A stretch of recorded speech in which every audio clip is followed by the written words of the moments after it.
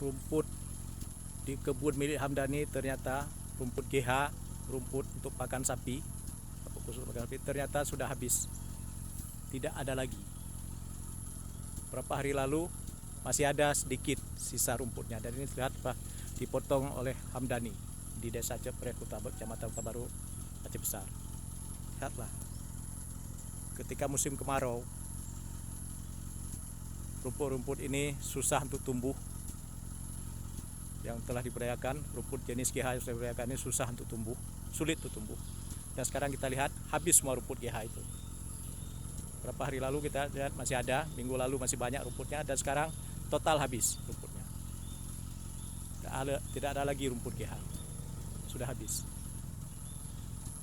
Betapa sayangnya peternak sapi Desa Cepreh ini yang kehilangan rumput karena terbatasnya lahan dan tidak adanya air untuk menyiram rumput-rumput ini.